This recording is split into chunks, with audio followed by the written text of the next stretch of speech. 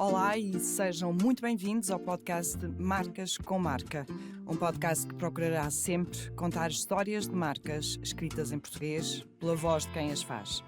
Um espaço de respeito e reconhecimento, de histórias e história, de valores e valor, porque no final todas são marcas com marca, que trazem consigo a alma de quem as faz.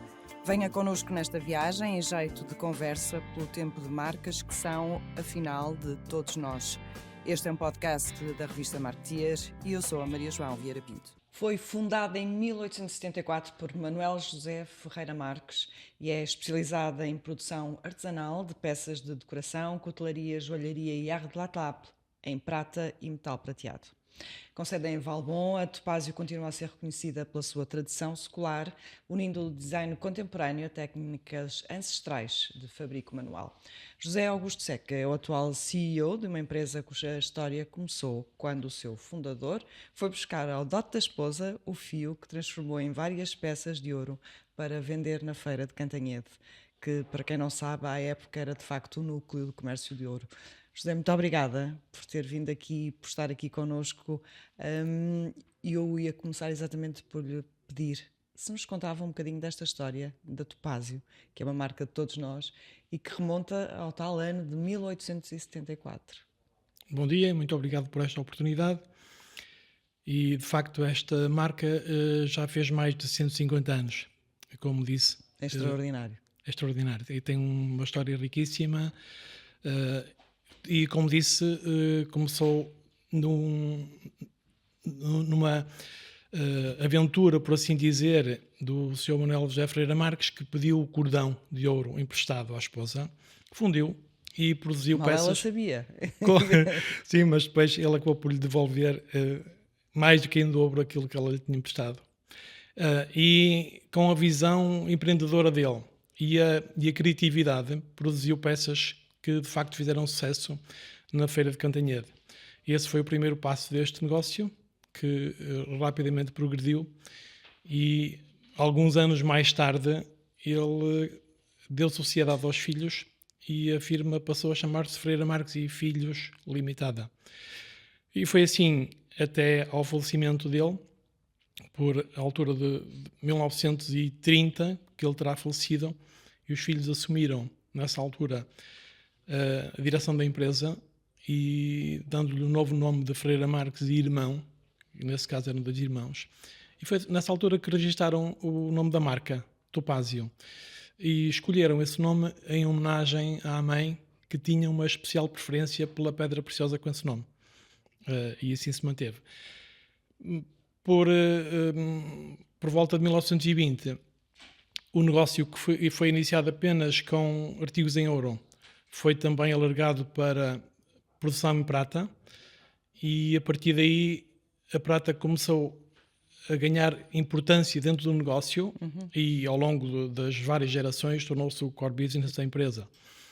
Em 1940, a Topázio... Que, desculpe interrompê-lo, que nem é muito, que nem era o habitual naquela zona de produção, porque Gondomar é onde estão de facto os grandes produtores de ouro do país, certo, não é? Certo, é verdade, mas também é verdade que nessa altura a empresa não estava em Gondomar. Ela começou no Porto e esteve no Porto durante muitos anos. Só há quase 60 anos atrás é que foi decidido construir a fábrica em Gondomar e mudar para lá a atividade. Mas o ouro na altura não era tão circunscrito à área de Gondomar. E, portanto, na área de Gondomar, Porto e Grande Porto, era mais comum haver essa atividade de ourivesaria. E a prata surge como uma oportunidade de negócio, identificada na altura pelo fundador e pelos filhos, e começaram a produzir pratas grandes.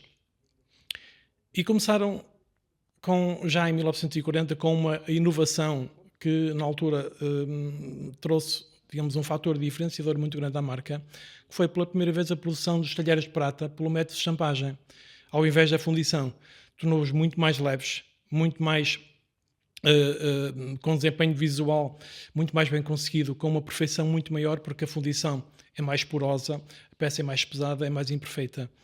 e foi de facto uma grande vantagem que a Topázio passou a ter nessa altura, e se manteve assim durante muitas décadas. Ainda hoje, em termos de talheres de prata, nós praticamente não temos concorrência. Uma década depois, a Topázio voltou a inovar com a combinação de materiais nobres com a prata, como o cristal e mármores e outros. Nessa altura, a Topázio nunca, nem nessa altura nem agora, a Topázio nunca abandonou aquilo que foi o metal precioso com que trabalhou desde o início, mas a prata foi ganhando importância. Claro. E todos os outros segmentos de produto continuaram a fazer parte da sua oferta, mas a prata com maior importância. Até hoje. Até hoje, sim. Na década de 60, participamos pela primeira vez numa exposição internacional da Feira de Hannover, e foi digamos, uma ingressão nossa no mercado internacional, que a partir daí não deixamos mais de estar presentes. Em 70, 80, introduzimos também no mercado nacional um artigo que era um sucedâneo da prata, que é o banho de prata, e que surgiu numa altura em que a prata atingiu cotações muito elevadas, e o banho de prata funcionava como um sucedâneo. As gerações foram-se sucedendo, e a empresa foi crescendo com a visão dos responsáveis pela gestão da empresa, e atingiu na viragem do século o seu auge, com um volume de faturação e dimensão da empresa bastante consideráveis, e que lhes rendia uma notoriedade que a marca sempre foi muito acarinhada aos portugueses ao longo de gerações. E tínhamos, digamos, uma cobertura em termos do mercado nacional e do mercado internacional bastante vasta. Nós ainda hoje exportamos para o mundo inteiro, cerca de 40% do que produzimos exportamos para o mundo inteiro. E é por essa altura, não é, que começa de facto a aprofundar-se a exportação? Sim, a exportação tem vindo nos últimos anos até ganhar mais relevância relativamente à faturação global. Tem havido uma aposta maior na exportação, e temos vindo a crescer nos últimos anos. Qual é que é o mais importante? Os Estados Unidos. Continua a ser mais importante. Depois exportamos também... Que também tem uma história. Tem. Porque é que é relevante para a Topázio? Quero partilhar. Tem. A história tem a ver com um nicho de mercado especial, que é o mercado judaico. Exato. E que é um mercado muito peculiar, porque estamos a falar dos judeus ortodoxos, e que, apesar das gerações se sucederem, mantém os hábitos de consumo e de utilização das pratas, seja nas eventos religiosos, seja dentro das suas casas, nas reuniões familiares, seja até no dia-a-dia. E porque para eles a prata tem um simbolismo especial ligado à religião. E por isso eles são nossos clientes há muitas gerações. Estes terão sido aqueles que começaram na década de 60 ou 70 e ainda se mantêm hoje. Se mantém. Há pouco dizia que de facto foram pioneiros em alguns modos de fabrico, mas há pouco também conversávamos, ainda antes de começar a gravar, que de facto, e eu recordo-me quando fui à Topázio, é muito artesanal. Sim. Continua a ser e continuará a sê-lo. Quantos artesãos trabalham? Como é que é feita a produção e todo o trabalho na Topázio? Nós temos cerca de 45 artesãos na Topázio. 45? Sim. Para nós, a produção artesanal é um valor que é associado à marca desde sempre e que faz parte da nossa identidade, e que nós fazemos questão de não descurar, de não abandonar, porque é um fator diferenciador importante. Permite-nos ter uma personalização para o cliente e atribuir um valor diferente a uma peça que é produzida e que é autêntica, genuína e irreprodutível. O artesão que faz uma peça hoje, ou mesmo durante o dia, se ele tiver meia dúzia de peças para fazer, elas não vão ficar todas rigorosamente iguais, porque há ali uma intervenção pessoal que vai sempre... humana, não é? E humana, que vai sempre dar... haver um detalhe que vai tornar aquela peça diferente da outra. E depois há um valor que o cliente de uma peça de topázio percebe que vai para além do seu desempenho funcional, que é o valor emocional dessa peça. Diferente é nós comprarmos uma peça produzida mecanicamente e outra coisa, comprarmos uma peça de luxo e que sabemos que foi feita pelas mãos de diferentes artesãos, que literalmente passou de artesão em artesão. Aí que vai depender do seu empenho, da sua dedicação, da sua paixão para a conclusão da peça nos termos em que ela depois é apresentada no final. É muito comum quem nos visita pela primeira vez ter uma percepção quando olha para o nosso faqueiro de prata e ter uma avaliação completamente distinta no final da visita Depois quando o viu a ser produzido. Depois de ver como é que as coisas se fazem. Claro. Vocês têm mais de 70 mil referências. Sim, sim. Entre talheres, peças decorativas, joias. Quantas novas é que são desenvolvidas anualmente e até que ponto é que de vez em quando voltam aos arquivos para recuperar? Nós temos peças que são intemporais sempre. e que permanecem na nossa oferta sempre. Nós, Por exemplo? Como? Como por exemplo, a nossa peça Jarrão Dom João V, que já existe desde os anos 50, como os nossos talheres Caninhas, que é o Ex-Libris. Eu sei que ele existe há muitas décadas, não sei há quantas décadas, mas ainda hoje é aquele que é mais vendido e mais procurado. São apenas exemplos. E temos outro tipo de peças que, não sendo mantidas rigorosamente iguais sempre, e vou-me referir a umas que são compradas regularmente por esse mercado judaico de Nova Iorque, há pouco referi. Nós temos muitos clientes em Nova Iorque e alguns têm lojas de venda muito próximas uns dos outros e eles são muito competitivos entre si. Então, eles querem, de cada vez que eles encomendam umas menoras ou castiçais, uma menora é uma espécie de um castiçal, mas em que os braços estão todos em linha. Quando eles encomendam, eles querem sempre alguma coisa diferente. Eles querem sempre um detalhe, ainda que a estrutura, colunas, etc., possa ser a mesma, mas querem algo diferente, que distinga do vizinho do lado, do concorrente.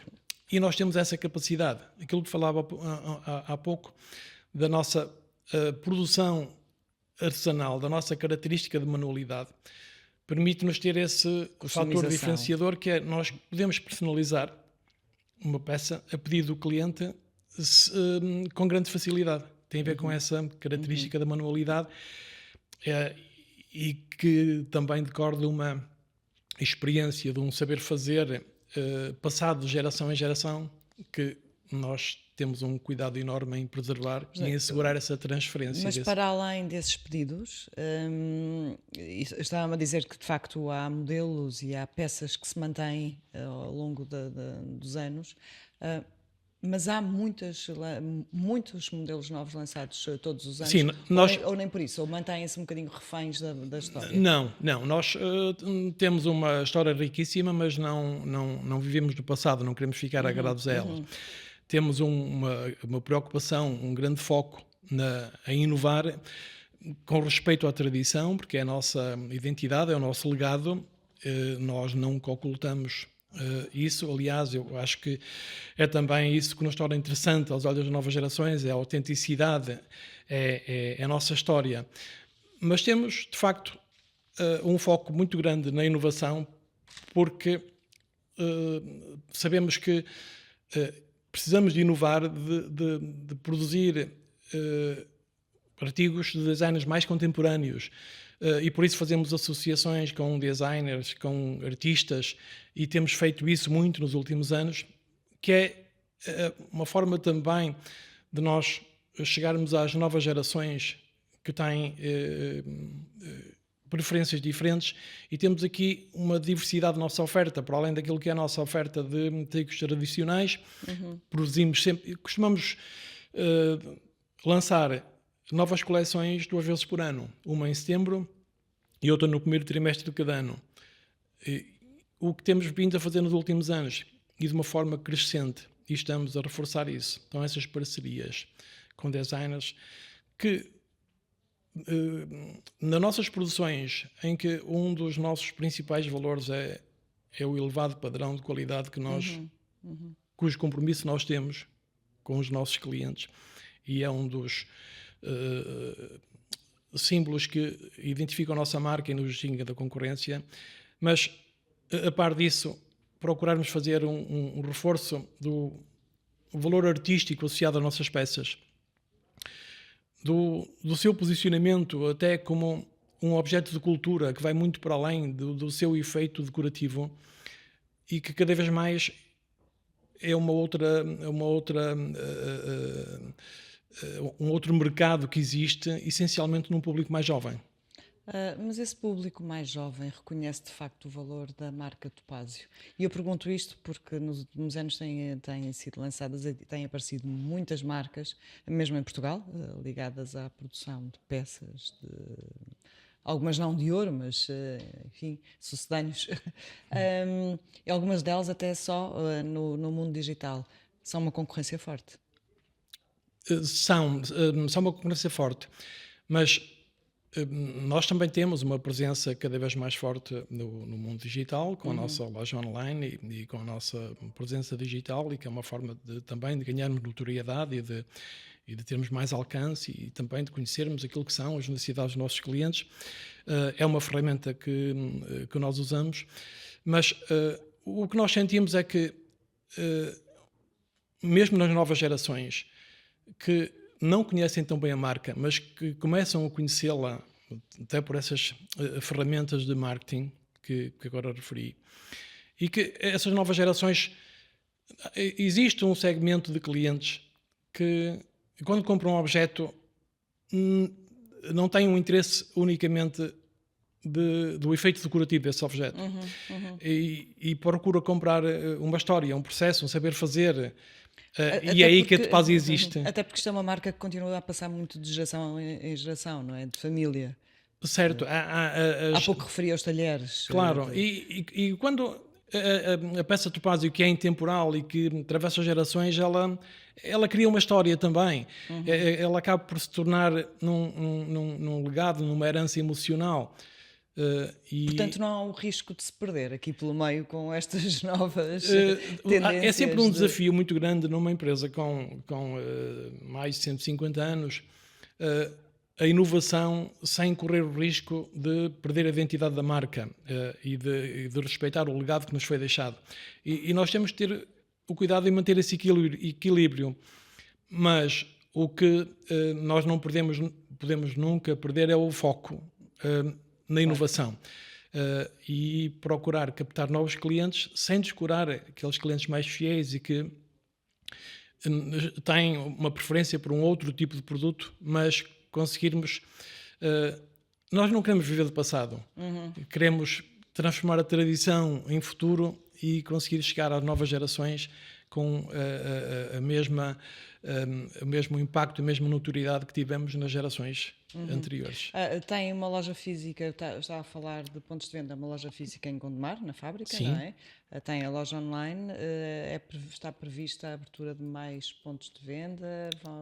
Esteve prevista antes ou continuam em espaços multimarcas? Esteve prevista a abertura de um ponto de venda da cidade de Porto, por altura da pandemia, que entretanto depois foi abortado o projeto.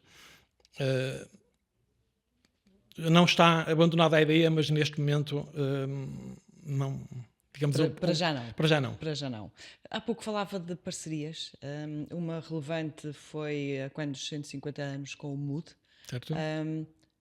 Esta é uma estratégia que de facto só faz sentido continuar a abraçar. Este é um trabalho, este tipo de parcerias, este tipo de projetos, presenças. Faz sentido porque... Até por uma questão de notoriedade e de espelho da marca. Com certeza.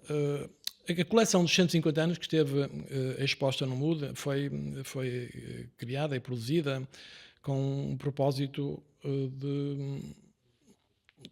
de caráter artístico e como um tributo à marca e não com um propósito comercial.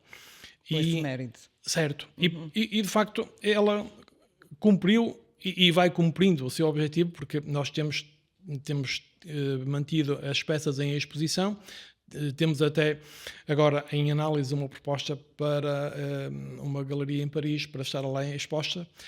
É uma coleção de peças imponentes, magníficas, que apesar de não ter tido um propósito comercial na sua criação, nós já comercializamos algumas peças, elas são assinadas pelo autor, numeradas e de séries limitadas, mas já comercializamos algumas e tem havido mais pedidos, o que significa que há mercado neste segmento. Mais uma vez, é um segmento de luxo alto, com naturalmente uma conotação ligada ao valor artístico, ao posicionamento cultural desta peça, porque estamos a falar de obras de arte de artistas conceituados, esses com quem nós trabalhamos nestes 150 anos, mas entre eles Joana Vasconcelos, Tony Grillo, Sam Barron, mas outros com quem já trabalhamos e temos projetos em desenvolvimento, ou digamos, estamos em conversa com eles, como o Vils, que temos coleções dele e que eventualmente no futuro vamos desenvolver mais peças com ele. E pode ser, nós acreditamos que este é o caminho para, em resposta à questão que me punha há pouco, para nós conseguirmos chegar a um público mais jovem, mas a um público que valoriza mais o aspecto cultural do que a simples função decorativa do objeto. Como é que escolhe essas parcerias?